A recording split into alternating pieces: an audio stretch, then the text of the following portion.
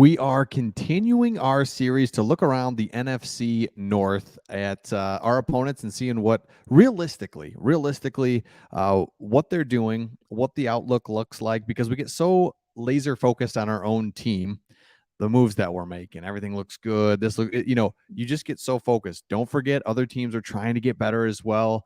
They're making moves.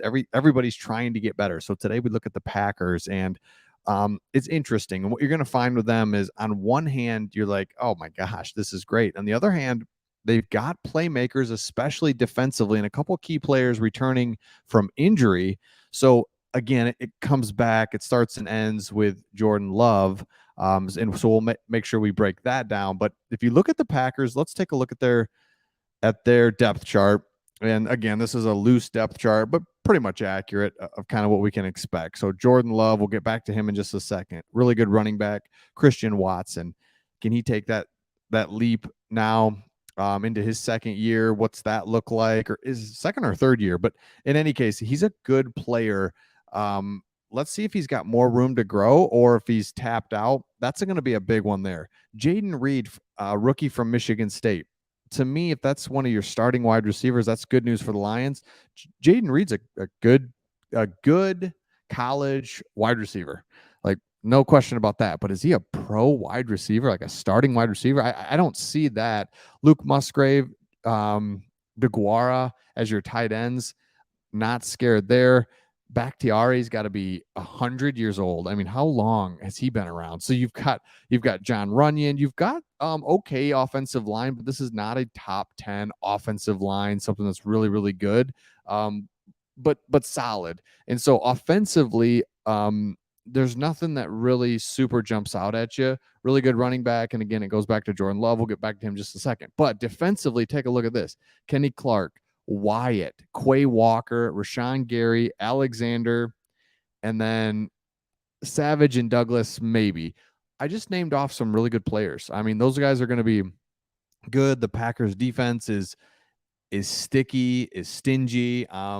They're not, like, you can't just run over them. Like, we had a little bit of trouble with them in Lambeau and also at home. Remember, it was tough for us to move the ball. They're pretty good defensively because I like Alexander. He can really stop kind of our number one guy, or at least slow him down. Not even the Lions, but everybody else.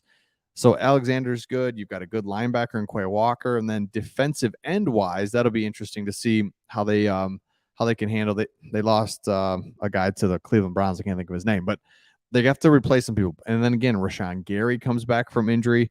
So let's take a look at really Jordan Love. And so this came out ranking the NFC North quarterbacks. And really, again, they go from Aaron Rodgers, Brett Favre to Aaron Rodgers, and just have this 25-year run of amazing quarterback play. And that just makes up for everything. And the Green Bay Packers are run kind of weird. They don't spend a lot on free agency, so they're never really going to do that. They try to build to the draft, but they don't ever draft all that good. But you've got a great quarterback. You've had a great quarterback for 25 years. So one of two things is going to happen. Jordan Love, they keep on going, right? They find another one, and they have three amazing quarterbacks in a row.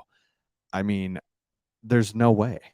There's no way that can happen. Maybe it does, maybe it doesn't, because really it's all speculation, because Jordan Love has not played enough for anybody to really solidify if he's good, bad. He just has not played. So Jordan Love, they trade up for him in 2020, is either this great quarterback that they made a great move to get, and they saw him and they felt like they had to go get him and he's going to be really good, or, I mean, the odds are that he's not going to be like super great. Like, there's no way. So I can't wait to see it. And really it comes down to Jordan Love. So he ranks fourth, again, due to a very limited sample size through his first 3 seasons, only 10 career games. He's completed 60% of his passes with 3 touchdowns and 3 interceptions.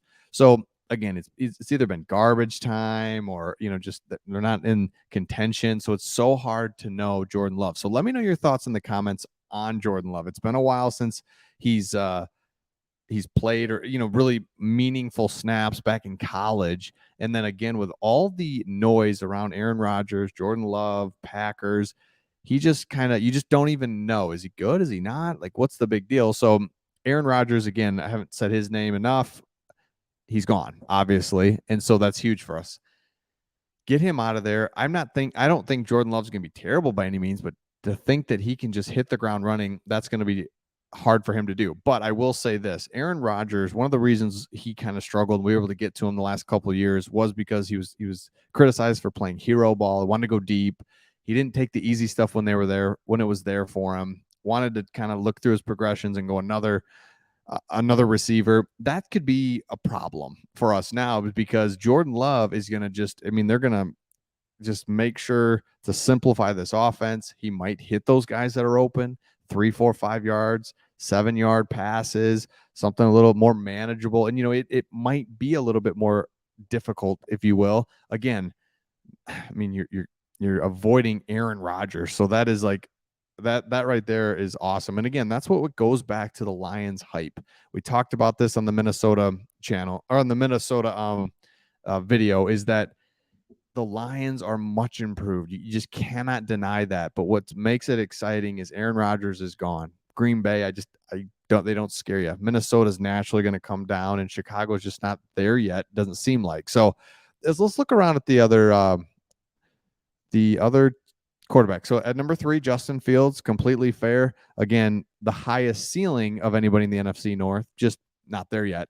And he can run and pass. And so if they get the offense going around him and they get organized around play calling and what they can do with him, they could have something there. Number 2, Kirk Cousins. Appreciate this. I think this is a Lions. This is a Lions page, but you could almost flip flop Goff and Cousins. Like, I wouldn't scream about that. I really honestly do think Goff's better than Cousins. So that's just that. Now, the beauty of Cousins, if you're a Minnesota fan, he's never going to be bad. Like, you're just never going to be terrible and he can't figure it out. Eventually one day, but he's never going to be great. So you're stuck in this, what are we doing? And that's why they have so many close games, and they were able to pull out a lot of them last year, because they're going to be right there. They're never going to be terrible, never going to be great with Kirk Cousins. And then Goff.